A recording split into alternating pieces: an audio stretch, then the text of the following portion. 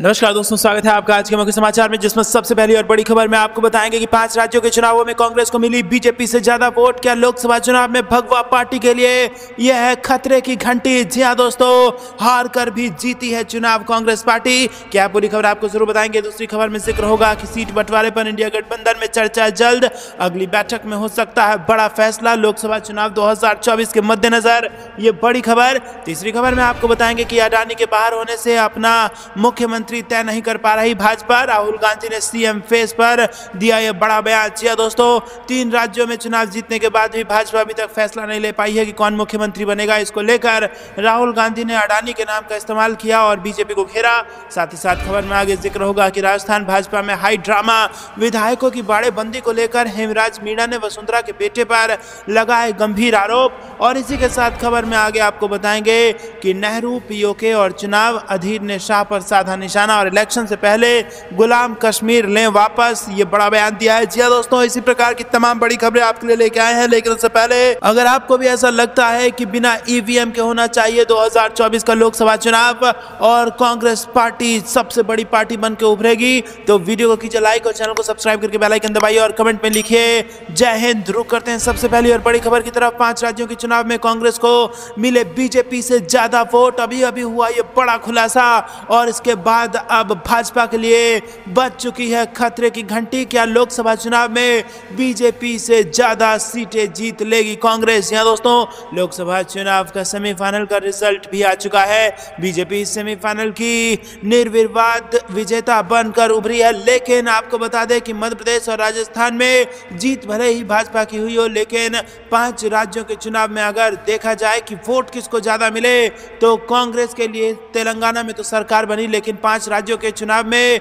BJP से ज्यादा जो वोट है वो कांग्रेस पार्टी को मिले। जी हां दोस्तों, 5 राज्यों के विधानसभा चुनाव में कांग्रेस कुल वोट के मामले में बीजेपी से आगे चल रही है। वहीं दोस्तों, आपको बता दें कि अगर आंकड़ों का हम जिक्र करें तो इस वक्त आपके स्क्रीन पर आंकड़ा है, जहां पर राजस्थान में 1,65,24,787 वोट बीजेपी को मिले थे और 1,56,67,947 वोट कांग्रेस को मिले हैं। और दोस्तों, आप तेलंगाना में देखिए तो 3 गुने का अंतर है वोटिंग का, और छत्तीसगढ़ में देखिए तो अंतर बेहद कम है। मध्य प्रदेश में भी अंतर बेहद कम है, लेकिन मिजोरम में आप फिर से देखेंगे तो अंतर 3 गुने से या फिर यूं कहिए कि 4 गुने से ज्यादा मिलेगा। तो दोस्तों, जहां जहां कांग्रेस जीती है वहां 3 गुने 4 गुने ज्यादा वोट के शेयर से जीती है, और जहां जहां कांग्रेस हारी है वहां महज बहुत कम वोट के अंतरों से हारी है। और ये कहीं ना कहीं खतरे की घंटी बीजेपी के लिए सभी राज्यों में बढ़ा रहा है। और लोकसभा चुनाव के मद्देनजर ये इंडिया गठबंधन के लिए ग्रीन सिग्नल हो सकता है,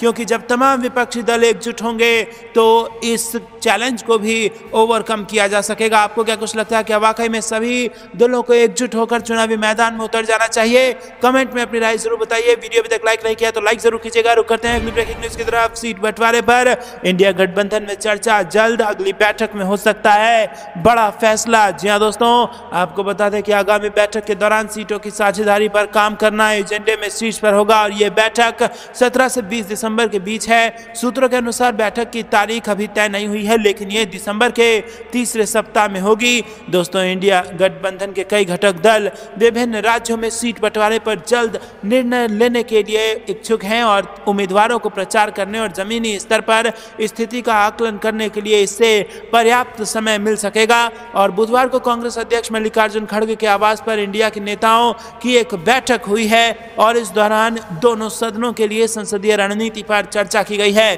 तो दोस्तों, इंडिया गठबंधन बिल्कुल ही हताश नहीं है। जो 5 राज्यों के चुनाव के नतीजा है उससे इंडिया गठबंधन यहां पर और ज्यादा स्वस्थ नजर आ रही है और 2024 के लोकसभा चुनाव से पहले कार्यकर्ताओं में भी जोश बरकरार है। तो आपको क्या कुछ लगता है? क्या वाकई में 2024 के लोकसभा चुनाव में इंडिया गठबंधन मार लेगी बाजी? कमेंट में जरूर बताइए। वीडियो अभी तक लाइक नहीं किया तो लाइक जरूर कीजिएगा। रुक करते हैं अगली ब्रेकिंग न्यूज की तरफ। अडानी के बाहर होने से अपना मुख्यमंत्री तय नहीं कर पा रही भाजपा। राहुल गांधी ने सीएम फेस पर दिया यह बयान। जी दोस्तों, देश में 5 राज्यों में विधानसभा चुनाव के परिणाम आ गए।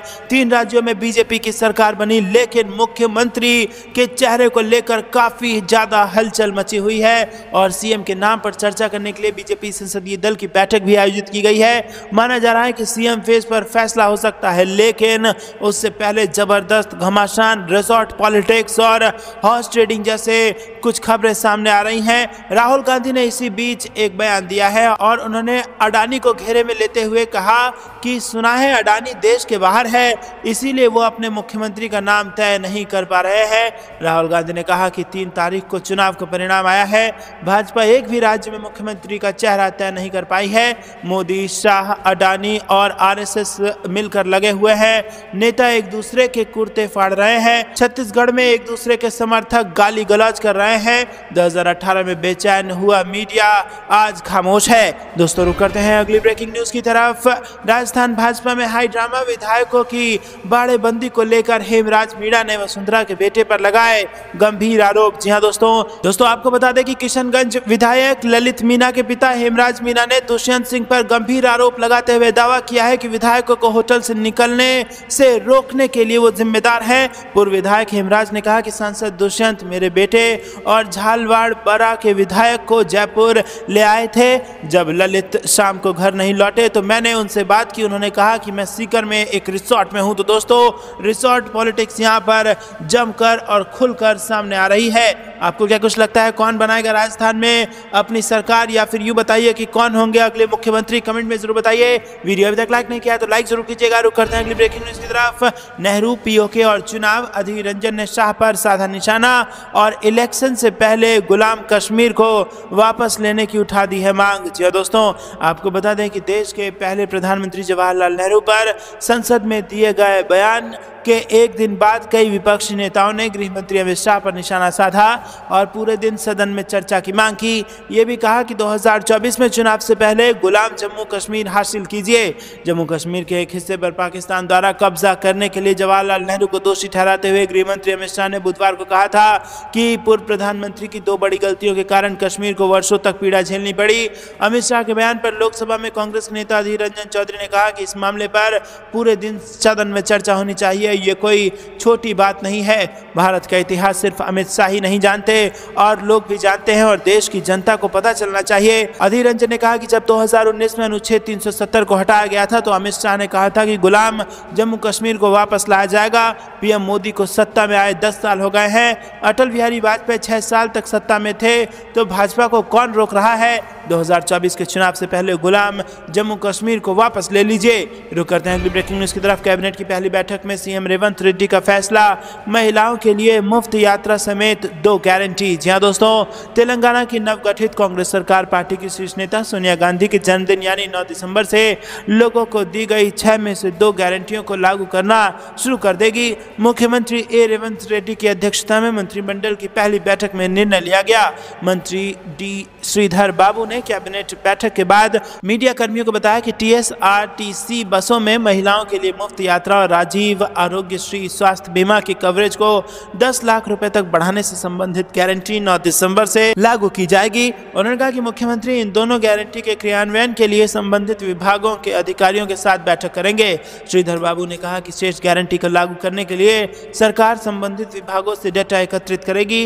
रुक करते हैं अगली ब्रेकिंग न्यूज की तरफ। दरभंगा एम्स बनाने का रास्ता साफ, बिहार सरकार ने केंद्र की सभी शर्तों को किया मंजूर, प्रस्ताव को दिल्ली भेजा। जी हां दोस्तों, यहां पर बिहार में दरभंगा के शोभन में अखिल भारतीय आयुर्विज्ञान संस्था के निर्माण की योजना एक कदम और आगे बढ़ गई है।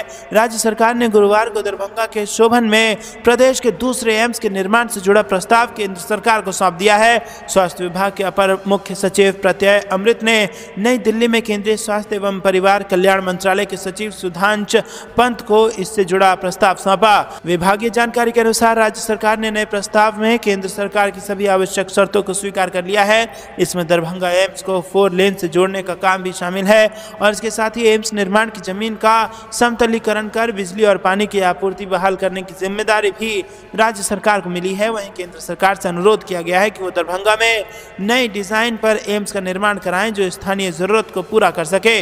रुक करते हैं अगली ब्रेकिंग न्यूज की तरफ। ये बीजेपी के अंत की शुरुआत, संसद से निष्कासन पर भड़के कि टीएमसी नेता महुआ मोइत्रा, जी हां दोस्तों, टीएमसी सांसद महुआ मोइत्रा को कैश फॉर क्वेरी मामले में शुक्रवार को लोकसभा से निष्कासित कर दिया गया। संसद की एथिक्स कमेटी की रिपोर्ट सदन में पेश की गई, जिसके बाद यह फैसला लिया गया और इसके साथ ही लोकसभा की कार्रवाई 11 दिसंबर सुबह 11 बजे तक के लिए स्थगित कर दी गई। अपने निष्कासन के बाद टीएमसी नेता ने संसद के बाहर कहा कि मैं 49 साल की हूं और मैं अगले 30 साल तक संसद के अंदर और संसद के बाहर आपसे लड़ूंगी।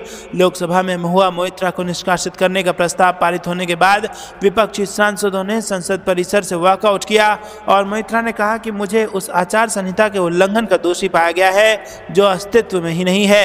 महुआ मोइत्रा ने कहा कि एथिक्स कमेटी के पास निष्कासित करने का कोई अधिकार नहीं है, यह आपके अंत की शुरुआत है। अगर मोदी सरकार सोच रही है कि मुझे चुप कराकर वो अडानी के मुद्दे को खत्म कर देंगे, मैं आपको ये बता दूं कि संसद ने पूरे भारत को केवल ये दिखाया है कि आपने ये जो जल्दबाजी और उचित प्रक्रिया का दुरुपयोग किया है, ये दर्शाता है कि अडानी आपके लिए कितना जरूरी है। आप एक अकेली महिला सांसद को झुकाने के लिए और उसे रोकने के लिए किस हद तक परेशान कर सकते हैं। रुक करते हैं अगली ब्रेकिंग न्यूज की तरफ। विपक्षी सांसदों की सदस्यता छीनने के लिए सलाहकार रख ले भाजपा, महुआ मोइत्रा के निष्कासन पर अखिलेश यादव का कटाक्ष। जी हां दोस्तों, तृणमूल कांग्रेस नेता महुआ मोइत्रा के लोकसभा से निष्कासन के बाद शुरू हुई सियासत की आंच यूपी तक पहुंच गई है और समाजवादी पार्टी के राष्ट्रीय अध्यक्ष अखिलेश यादव ने भी महुआ मोइत्रा की लोकसभा सदस्यता के छिन जाने के बाद भाजपा पर तीखा कटाक्ष किया।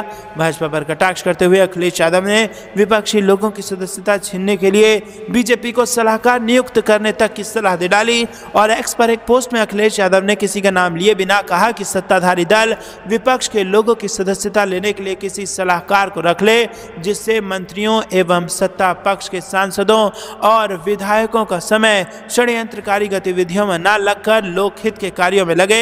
जिन आधारों पर संसदों की सदस्यता ली जा रही है, अगर वही आधार सत्ता पक्ष पर लागू हो जाए तो शायद उनका 1-2 सांसद विधायक ही सदन में बचेगा। दोस्तों, आपको क्या कुछ लगता है, क्या वाकई में यहाँ पर नियमों का दुरुपयोग किया गया है? क्या महुआ मोइत्रा की सदस्यता नहीं छीनी जानी चाहिए थी? कमेंट में अपनी राय जरूर बताइए। वीडियो को अब तक लाइक नहीं किया है तो लाइक जरूर कीजिएगा। रुक करते हैं अगली ब्रेकिंग न्यूज की तरफ। राहुल गांधी ने अचानक रद्द किया अपना विदेश दौरा, कांग्रेस ने बताई इसकी खास वजह। जी हां दोस्तों, यहाँ पर 5 राज्यों के विधानसभा चुनाव परिणाम के ठीक बाद राहुल गांधी विदेश यात्रा पर निकलने वाले थे। चुनावों में कांग्रेस के बुरे प्रदर्शन के बाद उनकी इस यात्रा पर कमेंटबाजी शुरू हो गई थी। हालांकि अब खबर आई है कि राहुल गांधी का विदेश दौरा रद्द हो गया है। सूत्रों के अनुसार कांग्रेस ने कहा है कि अप्रत्याशित परिस्थितियों के कारण राहुल गांधी का विदेश दौरा रद्द किया गया है। राहुल गांधी 8 दिसंबर से दक्षिण पूर्व एशियाई देशों की 7 दिवसीय यात्रा पर जाने वाले थे और वो 8 दिसंबर की शाम को मलेशिया पहुंचते और 10 दिसंबर तक वहां रहने वाले थे। रुक करते हैं अगली ब्रेकिंग न्यूज की तरफ। महाराष्ट्र से बड़ी खबर, नवाब मलिक को लेकर भिड़े भाजपा और अजित गोट, फडणवीस के पत्र पर महाराष्ट्र में बवाल। जी हां दोस्तों, महाराष्ट्र में इन दिनों पूर्व गृह मंत्री और एनसीपी नेता शरद गोट नवाब मलिक के मुद्दे पर घमासान मचा हुआ है। दरअसल इस घटनाक्रम की शुरुआत 7 दिसंबर को विधानसभा में मलिक के सत्ता पक्ष की तरफ बैठने से हुई और इससे कयास लगाए जाने लगे कि मनी लॉन्ड्रिंग मामले में जेल जा चुके मलिक एनसीपी अजित गुट में शामिल हो रहे हैं और इस पर भाजपा नेता देवेंद्र फडणवीस ने अजित पवार को एक खुला खत लिखा, जिसमें नवाब को महायुति में शामिल न करने की बात कही गई और अब सार्वजनिक चिट्ठी को लेकर एनसीपी नेताओं ने आपत्ति जता दी है, जिससे पूरा ही मामला गर्मा गया है। दोस्तों, रुक करते हैं अगली ब्रेकिंग न्यूज की तरफ। भाजपा जजपा इनेलो के करीब 50 पार्षद, सरपंच, नंबरदार कांग्रेस में हो गए शामिल। जी हां दोस्तों, हरियाणा से ये बड़ी खबर आ रही है। हरियाणा में बीजेपी, जननायक जनता पार्टी और इंडियन नेशनल लोक दल के करीब 50 पार्षद, सरपंच, पूर्व सरपंच और नंबरदार अपने अपने दलों को छोड़कर कांग्रेस में शामिल हो गए। इन लोगों ने विधानसभा में विपक्ष के नेता और पूर्व मुख्यमंत्री भूपेंद्र सिंह हुड्डा के यहां सरकारी आवास पर पहुंचकर कांग्रेस का दामन थामा। इस मौके पर प्रदेश कांग्रेस अध्यक्ष उदय भान भी उपस्थित थे और श्री हुड्डा ने इस सभी का पार्टी में आने पर स्वागत करते हुए कहा कि जैसे जैसे चुनाव नजदीक आ रहे हैं, कांग्रेस लगातार मजबूत होती चली जा रही है। दोस्तों, रुक करते हैं अगली ब्रेकिंग न्यूज की तरफ। लोकतंत्र के लिए दुखद दिन, महुआ मोइत्रा की संसद सदस्यता रद्द होने पर बोली सीएम ममता बनर्जी। जी हां दोस्तों, मुख्यमंत्री ममता बनर्जी ने शुक्रवार को धन लेकर सवाल पूछने के मामले में तृणमूल कांग्रेस की सांसद महुआ मोइत्रा को लोकसभा की सदस्यता से निष्कासित करने के फैसले की निंदा की है और उन्होंने इस कदम को देश के संसदीय लोकतंत्र के के साथ विश्वासघात करार दिया। मोइत्रा को धन लेकर सवाल पूछने के मामले में शुक्रवार को सदन की सदस्यता से निष्कासित कर दिया गया। संसदीय कार्य मंत्री प्रहलाद जोशी ने मोइत्रा के निष्कासन का प्रस्ताव पेश किया, जिसे सदन ने ध्वनि मत से मंजूरी दे दी। संवैधानिक अधिकारों के साथ धोखा, सीएम ममता बनर्जी ने कहा कि यह संसदीय लोकतंत्र के लिए शर्म की बात है। रुक करते हैं अगली ब्रेकिंग न्यूज की तरफ। ये तो गजब हो गया। एमएलए के जीत के बाद भी एमएलए ने उठाए ईवीएम पर सवाल, बोले मुझे एक मशीन दें, मैं बता दूंगा कैसे होता है हैक। जी हाँ दोस्तों, आगरमालवा जिले की सुसनेर विधानसभा सीट से जीते कांग्रेस के नवनिर्वाचित विधायक भैरव सिंह परिहार बापू ने जीतने के बावजूद ईवीएम पर आरोप लगाए हैं। उन्होंने कहा कि मध्य प्रदेश में ईवीएम हैक हुई है और सुसनेर में भी 25% हैक हुई है। साथ ही कहा कि मैं चैलेंज देता हूं कि प्रशासन या सीएम मुझे एक मशीन दे और मैं हैकर को बुलाकर दूसरे कमरे में बैठाकर बता दूंगा कि कितने वोट मशीन में डाले गए हैं। इधर सुसनेर के बीजेपी प्रत्याशी रहे राणा विक्रम सिंह ने समर्थकों के साथ समीक्षा बैठक की। बैठक में पार्टी के ही नेताओं पर चुनाव हराने के जमकर आरोप लगाए गए और इस दौरान राणा समर्थकों द्वारा पार्टी के गद्दारों को बाहर निकालने के जमकर नारे लगाए गए और बैठक में मौजूद समर्थकों ने पार्टी के खिलाफ काम करने वालों के खिलाफ निंदा प्रस्ताव भी पारित किया। तो दोस्तों, क्या आपको भी ऐसा लगता है कि ईवीएम हैकिंग वाले जितने भी बयान हैं, जितने भी आरोप हैं, उनमें दम है और free and fair election conduct कराने के लिए ये जरूरी है कि चुनाव आयोग ऐसे मामलों का संज्ञान ले और लोगों की आशंकाओं को दूर करे? कमेंट में अपनी राय जरूर बताइए। वीडियो अभी तक लाइक नहीं किया तो लाइक जरूर कीजिएगा। रुक करते हैं अगली ब्रेकिंग न्यूज की तरफ। कांग्रेस प्रमुख ने दलितों आदिवासियों के खिलाफ बढ़ते अपराधों पर की सरकार की आलोचना, कहा समाज को विभाजित करने के भाजपा के एजेंडे का हिस्सा। जी हां दोस्तों, कांग्रेस अध्यक्ष मल्लिकार्जुन खड़गे ने देश में दलितों और आदिवासियों के खिलाफ बढ़ते अपराधों को लेकर मोदी सरकार पर निशाना साधा है। इस दौरान खड़गे ने मोदी सरकार पर आरोप लगाते हुए कहा है कि ये समाज को विभाजित करने के भाजपा के एजेंडे का हिस्सा है। उन्होंने आरोप लगाया और कहा कि अन्याय, अत्याचार और दमन पिछले दशक में समाज को बांटने के भाजपा के षड्यंत्रकारी एजेंडे का हिस्सा है। रुक करते हैं अगली ब्रेकिंग न्यूज की तरफ। कानपुर देहात पहुंचे कांग्रेस प्रदेश अध्यक्ष अजय राय, बोले इस चुनाव में भाजपा को उखाड़ फेंकना है। जी हां दोस्तों, यहां पर भाजपा को इस चुनाव में उखाड़ फेंकना है और जनता महंगाई व बेरोजगारी से त्रस्त आ चुकी है। कांग्रेस सरकार जब थी तब जमकर विकास कार्य किए गए और ये बातें कांग्रेस प्रदेश अध्यक्ष अजय राय ने कानपुर देहात के मैथा देवीपुर गांव में कही। पार्टी की तरफ से आयोजित पाल सम्मेलन को संबोधित करने अजय राय पहुंचे थे और उन्होंने कहा कि भाजपा केवल दिखावा करती है और विकास कार्य के नाम पर कुछ नहीं किया। आज महंगाई व बेरोजगारी बढ़ गई है और जनता इससे निजात चाहती है। रुक करते हैं अगली ब्रेकिंग न्यूज की तरफ। एनसीआरबी रिपोर्ट को लेकर कुमारी शैलजा का केंद्र सरकार पर बड़ा आरोप, कहा देश की नींव के लिए घून का काम कर रहे हैं। जी हां दोस्तों, हरियाणा कांग्रेस की वरिष्ठ नेता कुमारी शैलजा ने एनसीआरबी के रिपोर्ट को लेकर केंद्र की बीजेपी सरकार को घेरा है और उन्होंने एक्स पर पोस्ट कर लिखा है कि राष्ट्रीय अपराध रिकॉर्ड ब्यूरो की ताजा रिपोर्ट के अनुसार दलितों और आदिवासियों के साथ उत्पीड़न में काफी बढ़ोतरी हुई है। इस रिपोर्ट से साफ पता चलता है कि बीजेपी इस देश में जिस मानसिकता को विकसित कर रही है वो हमारे देश की नींव के लिए घुन का काम कर रही है। इसके साथ ही कुमार शैलजा ने ग्राफिक्स में एक पोस्ट किया है जिसमें 2013 की तुलना में दलित के खिलाफ अपराधों में 46.11% की वृद्धि दिखाई गई है। इसके अलावा आदिवासियों के खिलाफ अपराध में 48.15% की वृद्धि दिखाई गई है। रुक करते हैं अगली ब्रेकिंग न्यूज की तरफ। झारखंड का केंद्र के पास 1,32,000 करोड़ का बकाया, पूर्वी क्षेत्र परिषद की बैठक में भुगतान की मांग करेंगे सीएम सोरेन। जी हां दोस्तों, आगामी 10 दिसंबर को पटना में होने वाली पूर्व क्षेत्रीय अंतर्राज्यीय परिषद की बैठक में झारखंड सरकार एक बार फिर केंद्र के पास राज्य के 1,36,000 करोड़ रुपए की बकाया राशि का मामला उठाएगी। केंद्रीय गृह मंत्री अमित शाह की मौजूदगी में होने वाली इस बैठक में झारखंड और बिहार के बीच पेंशन की देनदारी विवाद का मामला उठेगा। इस बैठक में बिहार, झारखंड, उड़ीसा, सिक्किम और पश्चिम बंगाल के मुख्यमंत्रियों के मौजूद रहने की संभावना है। रुक करते हैं अगली खबर की तरफ। कांग्रेस और एआईएमआईएम की तकरार खत्म, रेवंत रेड्डी सरकार ने दी अकबरुद्दीन ओवैसी को बड़ी जिम्मेदारी। जी हां दोस्तों, ऑल इंडिया मजलिस इत्तेहादुल मुस्लिमीन के अकबरुद्दीन ओवैसी ने इस चुनाव में चंद्रयान गुट्टा सीट से जीत दर्ज की है और इससे पहले भी भी वो यहाँ से 2 बार एक तरफा जीत दर्ज कर चुके हैं। रुक करते हैं अगली ब्रेकिंग न्यूज की तरफ। बालकनाथ, दिया कुमारी, राजवर्धन सिंह राठौर सांसदी छोड़ने वाले बीजेपी नेताओं को 30 दिन में बंगला खाली करने का मिल गया नोटिस। जी हां दोस्तों, मध्य प्रदेश और राजस्थान में विधानसभा चुनाव जीतकर जो सांसद विधायक बने हैं उन्होंने संसद से अपना इस्तीफा दे दिया है। इस्तीफा देने के बाद सभी सांसदों को दिल्ली में स्थित उनके सरकारी बंगलों को खाली करने का नोटिस मिल गया है। सभी को 30 दिन के अंदर अपना बंगला खाली करना होगा। रुक करते हैं अगली ब्रेकिंग न्यूज की तरफ। सीएम पद पाने के लिए किस हद तक जा सकती है वसुंधरा राजे और मोदी कहां तक करेंगे बर्दाश्त। जी हां दोस्तों, बड़ी खबर।